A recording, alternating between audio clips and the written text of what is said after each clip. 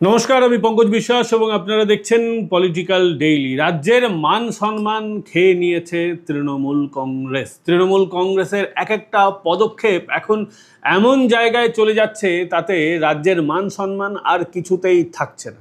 অতিরিক্ত বাহাদুরি দেখাতে গিয়ে তৃণমূল কংগ্রেসের সুপ্রিমো মমতা বন্দ্যোপাধ্যায় একটি পদক্ষেপ নিয়েছিলেন, যেটা নিয়ে আমরা বারংবার আলোচনা করেছি, আপনাদেরকে বলেছি যে সুপ্রিম কোর্টে গিয়ে তিনি নিজের কফিনের শেষ পেরেকটা পুঁতে নিয়েছেন। সুপ্রিম কোর্ট এমন একটি জায়গা যেখানে বেশি জারিজুরি, বেশি কারিগরি এগুলো কিন্তু করা সম্ভব হয় না। কখন আদালত কার দিকে কেমনভাবে বিচার করবে এটা বোঝাটা না বড্ড কঠিন। এবং আদালতের জায়গাটা একটা নিউট্রাল জায়গা, সেখানে বেশি প্রভাব খাটানো অনেক ক্ষেত্রে সম্ভব হয় না। কেউ যদি মনে করেন আদালতকেও নিজের কবজায় নিয়ে নেব, তিনি সেটা ভুল ভাবছেন, তিনি মূর্খের স্বর্গরাজ্যে ভাবছেন। এবার ঘটনাটা যেটা ঘটেছে, রাজ্যের মুখ্যমন্ত্রী মমতা বন্দ্যোপাধ্যায় এসআইআর ইস্যু নিয়ে আদালতে যাওয়ার পর এখন রাজ্যে একটা সংকট তৈরি হয়েছে। কি সেই সংকট? সঠিক সময়ে ভোট হবে তো? এক লাইনে যদি আপনারা উত্তর চান, আমার ব্যক্তিগতভাবে মনে হচ্ছে সঠিক সময়ে ভোট হবে না। কেন হবে না? কেন হবে না সেটাই আজকে বলবো আপনাদেরকে। কেন হবে না?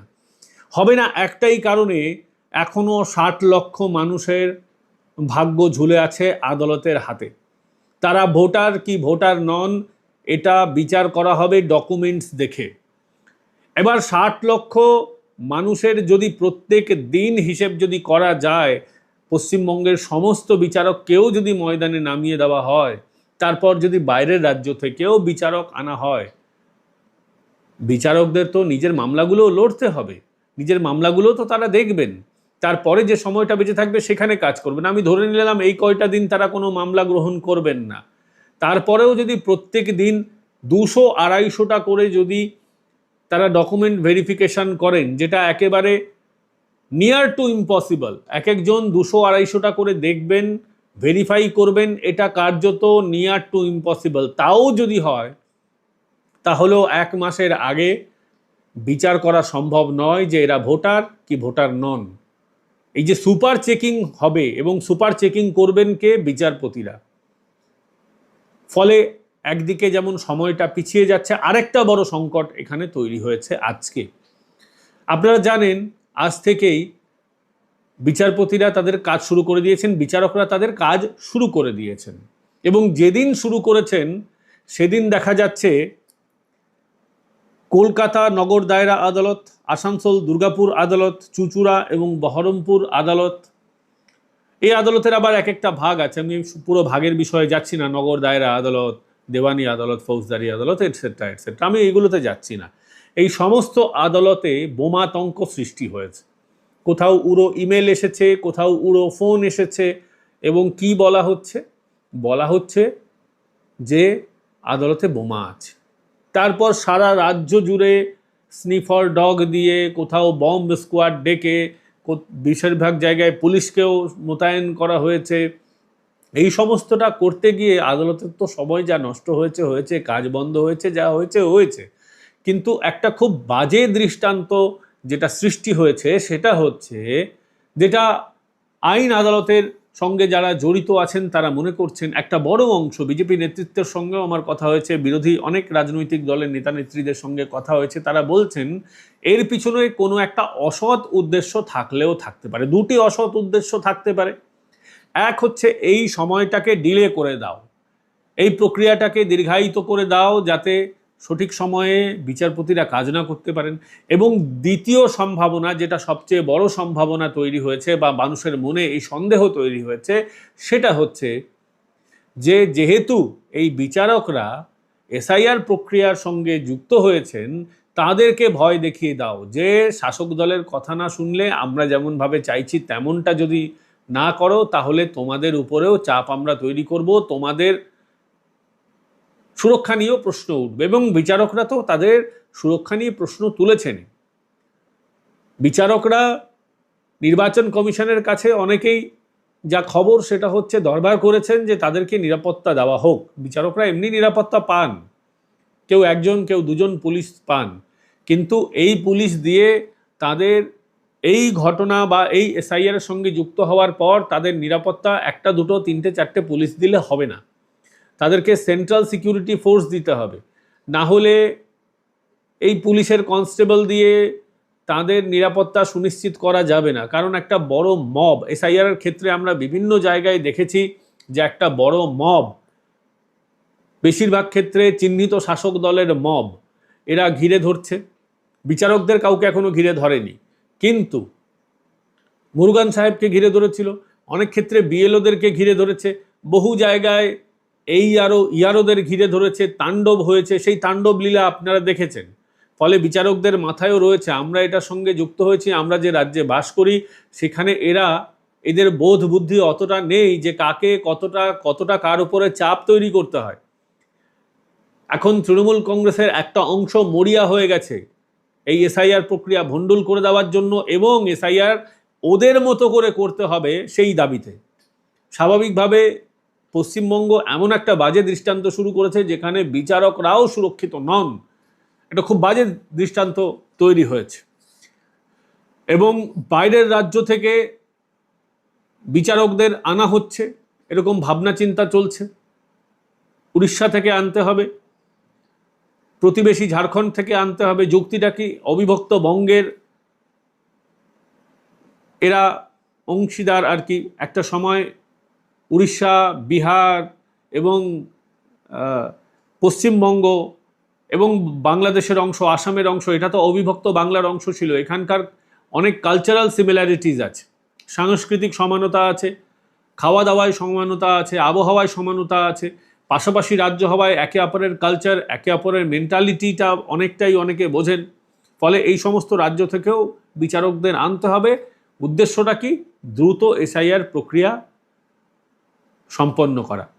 এসআইআর প্রক্রিয়া সম্পন্ন না হলে ভোটার তালিকা হবে না, ভোটার তালিকা না হলে ভোটের মধ্যে যাওয়া যাবে না, মডেল কোড অফ কন্ডাক্ট চালু হবে না, নমিনেশন হবে না, ভোট হবে না, ইত্যাদি ইত্যাদি। বিজেপি দাবি তুলেছে যতক্ষণ না এসআইআর কমপ্লিট হচ্ছে কোনোভাবেই তারা ভোটের মধ্যে এটাকে মেনে নেবে না। এসআইআর হবে, তারপরেই ভোট হবে, এটা ভারতীয় জনতা পার্টির দাবি। এবং প্রয়োজনে যা করতে হয়, প্রয়োজনে আন্দোলন করলেও তারা করতে রাজি আছে। ভারতীয় জনতা পার্টির যিনি সভাপতি শ্রমিক ভট্টাচার্য, তিনি একথা বলেছেন। এর থেকে বড় দুর্ভাগ্যজনক ঘটনা আর কিছু হতে পারে না যে সুপ্রিম কোর্ট নির্দেশ দিচ্ছেন বিচারপতিকে দিয়ে আজকে এই কাজকে সম্পূর্ণ করতে হবে। এর অর্থ কি? এর অর্থ হলো কি আমাদের প্রশাসকদের অযোগ্যতা, তাদের বিশ্বাসযোগ্যতার অভাব, নাকি প্রশাসনের সম্পূর্ণ রাজনীতিকরণ, যার উপরে বর্তমানে সুপ্রিম কোর্ট কোনো আস্থা রাখতে পারছেন না? বিচারপতিরা বলছেন এখন যে তাদের নিরাপত্তার প্রয়োজন আছে। এখনো পর্যন্ত এসডিও বিডিওদের উপরে ডিএমরা চাপ সৃষ্টি করছেন। এই ডিএমদের আমরা চিনি।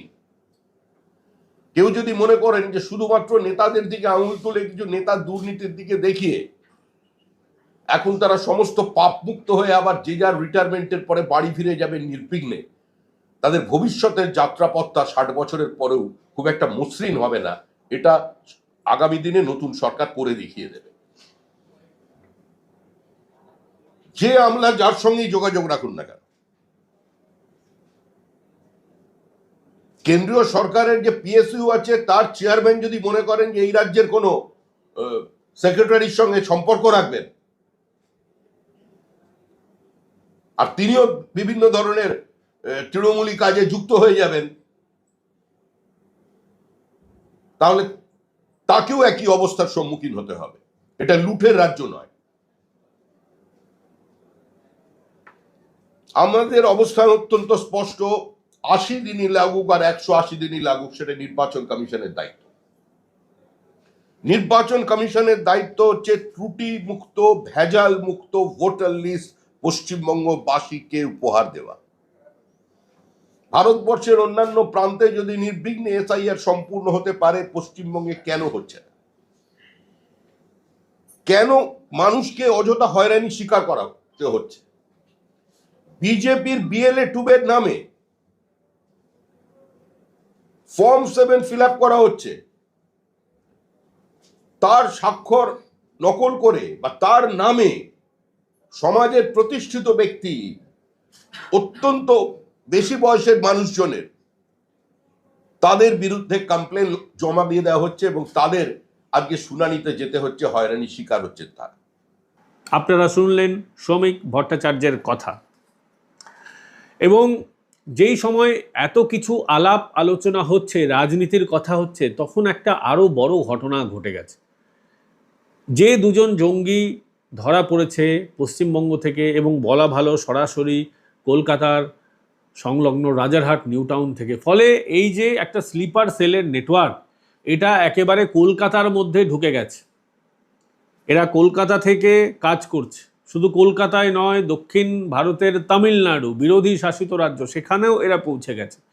সর্বভারতীয় একটা স্লিপার সেল মডিউল তৈরি করা হচ্ছে। উদ্দেশ্যটা কি? পাকিস্তান থেকে কোনো দুষ্কৃতী জঙ্গি আর পাকিস্তান পাঠাবে না। পশ্চিমবঙ্গে থেকে এখানকার আধার কার্ড, এখানকার ভোটার কার্ড এই জামাতি বাংলাদেশিরা জোগাড় করে নেবে, নিজেদেরকে ভারতীয় প্রমাণ করবে, এবং ভারতীয় প্রমাণ করে ভারতের বিরুদ্ধেই এরা নানান ধরনের ষড়যন্ত্র করবে। এবং সবচেয়ে বড় ব্যাপার হচ্ছে, এরা তৃণমূল কংগ্রেস করে, ওদের পরিবার দাবি করেছে সংবাদ মাধ্যমে, এটা হেডলাইন হয়েছে, বিভিন্ন সংবাদ মাধ্যমে খবর হয়েছে। এমনকি তৃণমূলের উত্তরবঙ্গের এক নেতা বলেছেন উত্তরবঙ্গকে জিততেই হবে, প্রয়োজনে তিনি শ্যুট করবেন এবং প্রয়োজনে তিনি কেএলও দলে যোগ দেবেন। কামতাপুরী লিবারেশন অর্গানাইজেশন একটি বিচ্ছিন্নতাবাদী গোষ্ঠী, যারা উত্তরবঙ্গের কামতাপুরের স্বাধীনতার জন্য আন্দোলন করছে। তাদের নির্দিষ্ট দাবি দেওয়া আছে। এখন সেই আন্দোলন অনেকটা শান্ত হয়েছে, থিতিয়ে গেছে, কিন্তু একেবারে নিভে গেছে এমনটা নয়। অর্থাৎ তৃণমূলের কর্মীরা এখন এই জঙ্গি মানসিকতার মধ্যে একটা অংশ চলে যাচ্ছে, এমনটা আমরা দেখতে পাচ্ছি। তারা নিউ টাউন থেকে দুজন বাংলাদেশি জঙ্গি ধরা পড়েছে, যারা ভারতীয় সেজে, বাঙালি সেজে, পশ্চিমবঙ্গের বাসিন্দা সেজে এখানে লুকিয়েছিল, এবং এরা নাকি তৃণমূল করত। যাদের বিরুদ্ধে জঙ্গি হওয়ার অভিযোগ আছে তার পরিবার এই কথাটা স্বীকার করেছে যে তারা তৃণমূল করে, গোটা পরিবার তৃণমূল করে। এই জামাতিরা, এই জঙ্গিরা আজকে তৃণমূল কংগ্রেসকে নিজেদের গডফাদার কেন মনে করছে? কেন মনে করছে? এর পিছনে কারণ স্পষ্ট। আমরা দেখেছি অতীতে দেশকে যারা সুরক্ষা দেন তাদের বিরুদ্ধে মমতা বন্দ্যোপাধ্যায়ের তরফে বেশ কয়েকটা এমন মন্তব্য হয়েছে যেগুলো ঠিক ছিল না, যেগুলো কাঙ্ক্ষিত ছিল না, যেগুলো এই সমস্ত অ্যান্টি নেশন এলিমেন্টকে, দেশবিরোধী শক্তিকে সমর্থন পরোক্ষভাবে জুগিয়েছে। আজকে বিএসএফ কু করার চেষ্টা করছে, ক্ষমতা হাতে নেওয়ার চেষ্টা করেছে। আপনাদের মনে আছে নবান্নে বসেছিলেন রাজ্যের মুখ্যমন্ত্রী মমতা বন্দ্যোপাধ্যায়, বিএসএফ একটা চেকিং করছিল, মহড়া করছিল, সেখানে মমতা বন্দ্যোপাধ্যায় নবান্নে বসে এই ধরনের একটা দায়িত্ব জ্ঞানহীন মন্তব্য করেছিলেন। 2021 সালের নির্বাচনে বিএসএফদের ঝ্যাঁটা দেখানোর কথা তিনি বলেছেন, সেন্ট্রাল ফোর্স আসলে মা বোনেদের প্রতিরোধ করার কথা বলেছেন। আজকে বিএসএফ গ্রামে ঢুকে গিয়ে মহিলাদের সঙ্গে খারাপ আচরণ করেছে, এমন একটা ন্যারেটিভ তৈরি করার চেষ্টা করেছিলেন অতীতের নির্বাচনে। আমরা দেখেছি গত বছরই ধর্ণা মঞ্চে, সেখানে সরাসরি মমতা বন্দ্যোপাধ্যায় তাড়া করেছিলেন বা সেনাবাহিনীর দিকে ছুটে গিয়েছিলেন বা তাদেরকে রোখার চেষ্টা করেছেন, ইত্যাদিতে বিভিন্নভাবে বর্ণনা করা যেতে পারে। মোট কথা হচ্ছে সরাসরি সংঘাতে জড়ানোর চেষ্টা করেছিলেন। তারপরে আমরা দেখেছি কলকাতা পুলিশ সেনাবাহিনীর গাড়ি আটকে দিয়েছে। ফলে এই ধরনের ঘটনা যখন তৃণমূল কংগ্রেসের সুপ্রিমো ঘটান, তখন এই সমস্ত জামাতিরা এটা দেখে উদ্বুদ্ধ হয়। তারা মনে করতে শুরু করে তৃণমূল কংগ্রেস তাদেরকে সুরক্ষা দেবে। এর জন্যই আমরা দেখেছি যে এই ধরনের জামাতিরা, এই ধরনের দেশবিরোধী শক্তিরা তৃণমূল কংগ্রেসের সঙ্গে সখ্যতা তৈরি করছে। আজকে পরপর কয়েকটা ঘটনা হচ্ছে। কয়েকদিন আগে আপনারা নেট সার্চ করলে এই খবরটা পাবেন, মিডিয়াতে খুব বেশি হাইলাইট হয়নি। অ্যাকোয়াটিকায় একটি গানের প্রোগ্রাম বন্ধ করে দেওয়া হয়েছে, গান টান করা যাবে না, ওখানকার স্থানীয় কয়েকজন দুষ্কৃতী এই কথা বলেছে। আমরা দেখেছি সেকুলার গান গাও, হিন্দু ধর্মের গান গাওয়া যাবে না, জাগো মা জাগো গাওয়া যাবে না, পশ্চিমবঙ্গে এই ধরনের ঘটনা ঘটেছে। আমরা দেখেছি পশ্চিমবঙ্গে হিন্দুদের পুজোর সময় বাধা দেওয়া হয়েছে পরপর, এবং সবটাই হয়েছে তৃণমূল কংগ্রেসের আমলে। সিপিএমের আমলে হতো না তা নয়, কিন্তু সিপিএমের আমলে এত বৃদ্ধি পায়নি ঘটনাগুলো, বা সোশ্যাল মিডিয়া না থাকার সৌজন্যে সেই সময় এই ঘটনাগুলো এতটা আগে আসেনি। কিন্তু আজকে পুরো একটা পরপর ঘটনাগুলোকে আপনি যদি এক সূত্রে সাজান বা এক লাইনে সাজান, তাহলে বুঝতে পারবেন দেশ বিরোধী শক্তি, বাঙালি বিরোধী শক্তি, হিন্দু বিরোধী শক্তির এক কাট্টা হচ্ছে।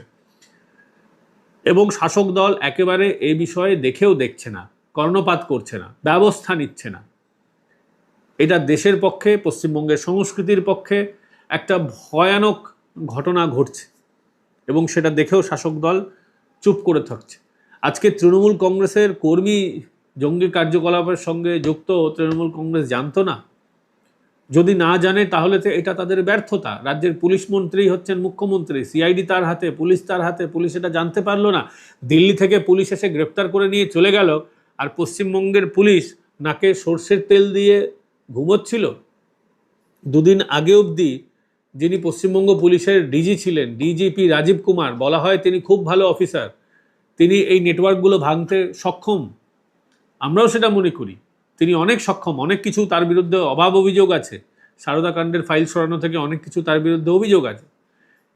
কিন্তু তিনি যদি এতই দক্ষ হন, তাহলে এই ধরনের নেটওয়ার্ক তার আমলে তৈরি হলো কি করে? তিনি যে একেবারে কাজ করেননি আমি আর এই কথা বলছি না। তিনি পুলিশিংয়ের ক্ষেত্রে অনেক ধরনের রিফর্ম করেছেন। যারা আমরা সল্টলেকে সাংবাদিকতা করেছি, কলকাতায় সাংবাদিকতা করেছি, আমরা সে কথা জানি। তিনি পুলিশিংয়ে অনেক রিফর্মস এনেছিলেন। কিন্তু এটাও তো ঠিক, তিনি এই ধরনের ঘটনাগুলো আটকাতে ব্যর্থ হয়েছেন। পশ্চিমবঙ্গে এত জঙ্গি লুকিয়ে আছে, পশ্চিমবঙ্গ পুলিশ ধরতে পারেনি। অন্য রাজ্য থেকে পুলিশ এসে ধরে নিয়ে যায়। এখান থেকে লস্কর ধরা পড়ছে, আইসিস ধরা পড়ছে, জামাতিরা ধরা পড়ছে, লুকিয়ে থাকছে। বাংলাদেশ থেকে এতগুলো খুন করেছে, দীর্ঘদিন চুপ করে থাকছে। এটা তো এই পুলিশের ইন্টেলিজেন্সের ব্যর্থতা। কয়েকদিন আগেই তৃণমূল কংগ্রেসের উত্তরবঙ্গের এক নেতা বলছেন প্রয়োজনে তিনি কেএলও জয়েন করবেন, কামতাপুরী লিবারেশন অর্গানাইজেশন, যেটি একটি বিচ্ছিন্নতাবাদী সংগঠন।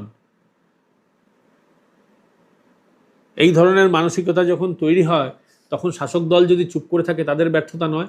শাসক দলের নেতা নেত্রীরা পরিষ্কারভাবে তো বলেছেন, যারা বাংলাদেশ থেকে ওপার থেকে আসছেন তাদেরকে আমরা আধার কার্ড পাইয়ে দেবো। উত্তর চব্বিশ পরগনার এক নেত্রী প্রকাশ্যে বলেছিলেন এক সময়। এমনকি বাংলাদেশের মুসলিম এক মহিলা তৃণমূলের পঞ্চায়েত প্রধান হয়ে যান, বিভিন্ন ক্ষেত্রে নির্বাচিত হন। একটা ভয়ঙ্কর পরিস্থিতি তৈরি করছে তৃণমূল কংগ্রেস, যেগুলো আমাদের ভাবাচ্ছে। আমি এই বিষয়ে আজকে কথা বলছিলাম বিজেপি নেতা অভিনেতা রুদ্রনীল ঘোষের সঙ্গে। সরাসরি রুদ্রনীল ঘোষ কি বলছেন আপনাদেরকে শোনাবো। আমার মনে হয় যে এই মুহূর্তে যে কোনো তৃণমূলের নেতাদের সঙ্গে আপনারা দেখা করুন, দেখুন তো 2-3 মাস আগে যতটা ঝলমলে দেখতে লাগছিল, সেই দুটি সেই ছটা রয়েছে কিনা। চুরি চুরির সেই যে অহংকার, ব্যাংক অ্যাকাউন্ট যা মানুষের লুট করে টইটুম্বুর, তার যে অহমিকা আদৌ তাদের মুখের মধ্যে ছাপ পড়েছে কিনা। তাদের মুখে এত মলিনতা কিসের? শীতকাল তো প্রায় কাটতে চললো, আর তো চামড়া ফাটছে না। তাহলে তৃণমূলের নেতাদের, সেটা মমতা বন্দ্যোপাধ্যায় থেকে পাড়ার নান্টু বন্দ্যোপাধ্যায়, একই রকম হাল কেন? এ তো মানুষ জানতে চায়, আমরাও তো জানতে চাই। কি ভয়, কিসের আতঙ্ক, কিসের ছোটাছুটি, কিসের বোম শিল্পী শওকত মোল্লাদের এত হাঁকডাক করা? এসো দেখো বাঁচাও। প্রত্যেকটি দিনেই এই ধরনের আতঙ্কের পরিবেশ সবাই দেখতে পাবেন। আমার মনে হয় যে সম্মানীয় সুপ্রিম কোর্ট বুঝতে পেরে গেছেন যে কালো শাল কিনে যারা দিল্লির আদালতে উকিল সাজতে গিয়েছিলেন, সম্মানীয় সুপ্রিম কোর্ট জানে যে কোনটি উকিল এবং কোনটি কোকিল। বন্ধুরা, এই ভিডিও আপনাদের কেমন লাগলো কমেন্ট করে জানাবেন। ভিডিওটা ভালো লাগলে লাইক করবেন, শেয়ার করবেন, সাবস্ক্রাইব করবেন আমাদের চ্যানেল এবং বেল আইকন প্রেস করে দেবেন, যাতে ভিডিও নোটিফিকেশন আপনারা সঙ্গে সঙ্গে পেয়ে যান। জয়েন বাটন ক্লিক করে আমাদের মেম্বার হন, সেক্ষেত্রে আপনারা বহু ভিডিও আগেভাগে দেখতে পাবেন। আর আমাদের এই লড়াইয়ে যদি আপনারা সঙ্গী হতে চান, তাহলে সাবস্ক্রাইব বাটনের পাশে থাকা সুপার থ্যাঙ্কস বাটন ক্লিক করে যে কোনো অপশন বেছে নিয়ে আমাদের পাশে দাঁড়াতে পারেন। ভালো থাকবেন, সুস্থ থাকবেন। আগামীকাল আবার দেখা হচ্ছে আপনাদের সঙ্গে।